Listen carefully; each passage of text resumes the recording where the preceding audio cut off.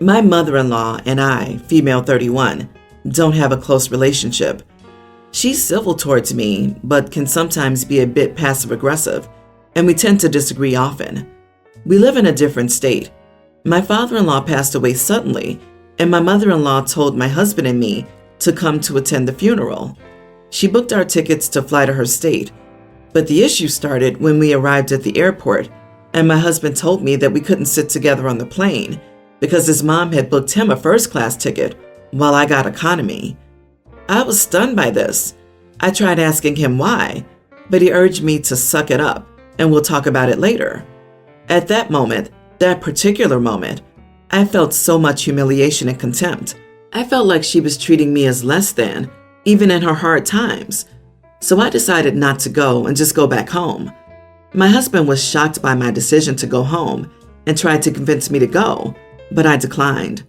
He went alone and I ended up missing the funeral. He was livid, just calling me and texting nasty things, calling me petty and spoiled. He said that I should be grateful his mom paid for my ticket to begin with, then said that she doesn't owe me anything. I argued about how she could have just booked us both in economy if money was an issue, but he called me pathetic for thinking about that when his dad had just died. He said it was cruel what I did and that his mom and family will never forget that I missed a funeral for ridiculous reasons. Am I the idiot for going home over this? Edit. One of the reasons I didn't settle for the economy ticket was that I wanted to sit next to my husband and support him. He sobbed the whole ride to the airport, and I didn't want to leave his side. So I was shocked when he told me we couldn't sit together and how he said it like he had no issue with it. You are the idiot. I get where you're coming from. Mom probably thought she could do something to divide you from her son in his time of grief. But you fell for it. Hook, line, and sinker, right? She drove a wedge between you and your husband and ensured the family would remember you as the wife who didn't go to her husband's dad's funeral. And it doesn't sound like your husband was lost on the issue. He just asked you to hang in there for one plane ride in economy. He knew she was doing something crappy, but he also knew it was not like he could refuse to go to his own dad's funeral. Everyone's the idiot here. Your mother-in-law won. Her intention was most likely to cause a fight, and she won because you didn't go. Now she gets to bash you to everyone for not attending. She will forever be able to say, "She didn't even come to the funeral. Look how she didn't support my son in his time of need." You didn't support your hubs when he needed it.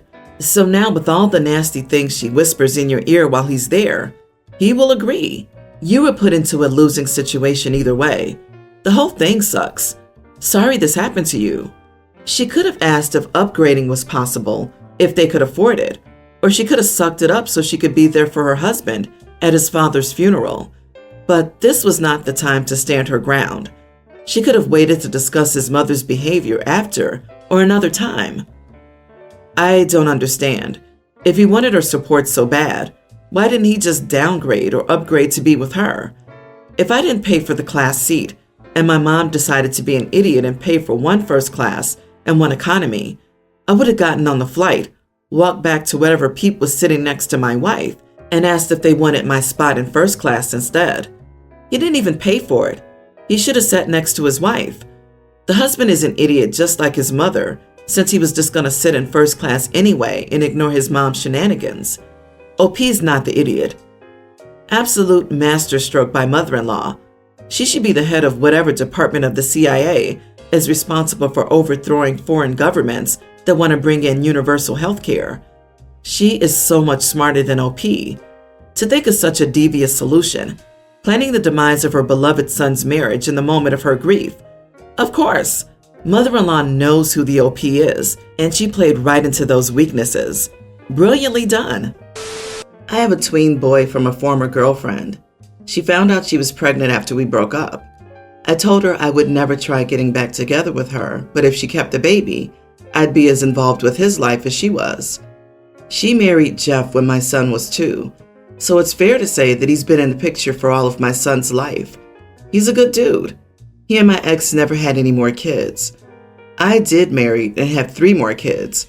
More often than not, my relationship with my son's mom has been acrimonious because she's made early plans that I nixed. However, It's gotten more neutral as my son has gotten older, until recently. My son passed out at school and was taken to the hospital. They found no reason for it, but it could have been a million things. A week later, he passed out at a flag football game. After seeing multiple doctors, we found out he has an arrhythmia. It's totally manageable with medication and was probably only one of the factors that led to his passing out. For example, I have to remind him to eat.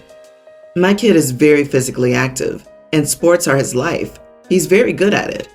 In light of it, my ex wanted him to tone down sports and find a less strenuous activity like art.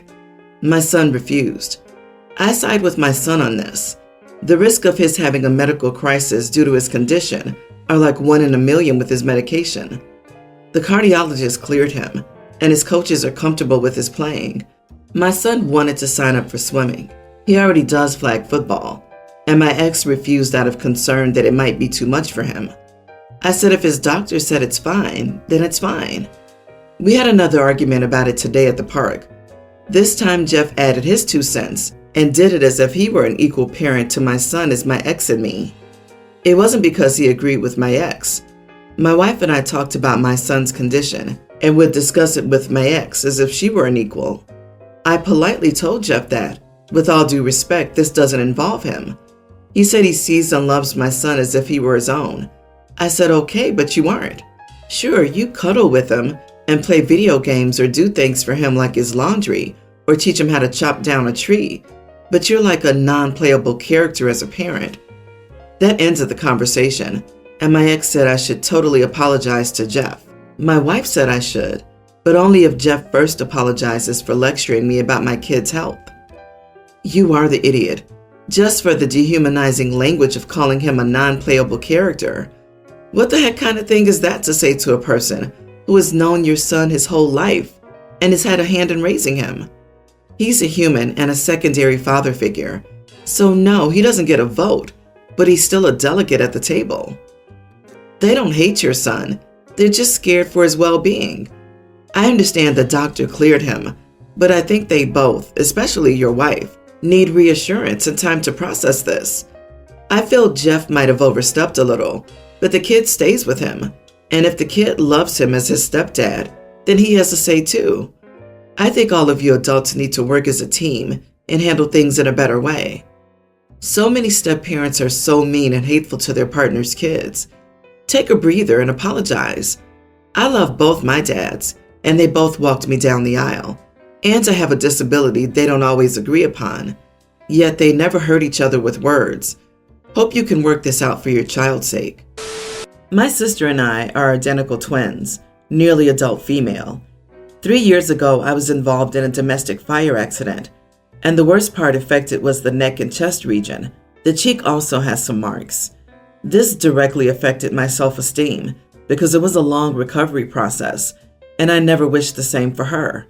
See my sister and imagine that I'm like this without the burns. Oh boy, this part is being treated by a psychologist, and I'm already much better. I still have my insecurities, but I live one day at a time. Because of the global issue, my relatives still haven't seen me for years. They did at the time of the accident because I don't have social media, and I wouldn't say I like to take pictures yet.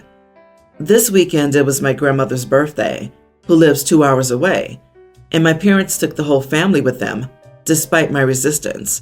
I didn't leave the house beyond what was necessary until I took the 3rd dose, so I didn't go to any birthdays or Christmas. One of the biggest reasons I don't like going to my grandmother's house is my mother's brothers and sisters, who confuse sincerity and joking with rudeness. As it was very sunny, I wore protective clothing and I had to avoid sunbathing, so there was little to see, and no observations or comments were made. It was fun and delicious. I went inside because I couldn't stand the heat and took the opportunity to take off my blouse, which was a pain in the butt to wear. I have some young cousins, toddlers, and when they saw the burns, they screamed in fear and started crying. Yes, it made me uncomfortable, but nothing new. My aunt came to find out why they were crying, and when she understood, she reassured them that it was hurt and pointed to my sister on my side and said, "She would be pretty like that if it weren't for the injuries. They're twins." I felt like crap and just asked, Where's yours? When she got confused, I completed, Where's your pretty twin? Isn't she here?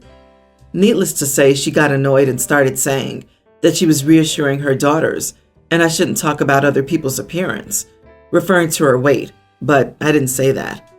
My parents said that I was an idiot, and they were pressuring me to apologize to her and my grandmother because her birthday was over because of the fight. I don't understand why I should apologize, and I feel even more frustrated with them defending my aunt's comment, knowing how my self-esteem is. Am I the idiot? By the way, my sister's totally on my side. Not the idiot. Your aunt was very insensitive towards you. She also chose to teach her children that scars diminish beauty. That's horrible. Heaven forbid one of her kids gets scars. She would suffer from low self-esteem based on how she was raised. I'm sorry you have to deal with everything you went through. You sound like one tough cookie. Keep sticking up for yourself. There is no way to normalize scars to children. Explaining to them that Cousin OP isn't hurt, she's not in pain, and you don't need to worry about her. She looks like this because she got hurt a long time ago, and the scars are her body's way of healing her. Then you start talking about how cool it is that our bodies can heal us after we get badly hurt, and how lucky we are to have OP here with us.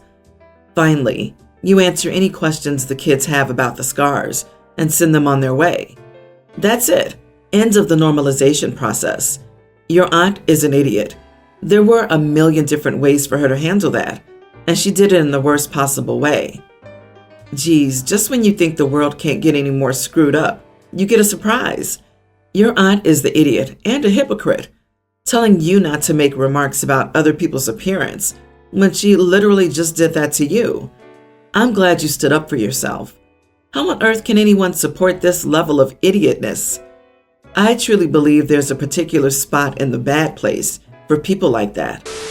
My sister and her husband opened their restaurant together on Friday. They had wanted to do it for years, but started the steps to take the plunge during our first lockdown. This meant a lot to my sister, who always wanted to be a business owner. Months ago, she asked me to be there on opening night with my family. I had promised her faithfully that I would. Our relationship has suffered a lot of late. I've always felt like I do more for her than she does for me, and it boiled over 2 weeks ago. She had asked me to borrow some money, promising she would pay it back. I'd asked her when she'd pay it back, and she told me sometime. I told her it took months to pay me back the last time, that Christmas was coming up soon, and that this year was tight. She told me she knew, and she'd pay me back in less than 2 weeks, and that the money was super important for making sure everything went okay on opening night, because the deposit on something she had hired had increased without her realizing it, and she didn't have the money available for it. I told her I wasn't sure if I trusted her to get me the money in 2 weeks. She couldn't believe I would bring up past issues at that moment. She told me she was asking her big sister for help and hoped I would give it willingly. This made me angry, and I asked her when she had willingly helped me with anything, and when she'd made it a point to prioritize being there for me. She told me I was more stable than she was, and nothing ever knocked me down. I pointed out I had a pregnancy loss, and it had been devastating to me, and that was when I needed support more than ever.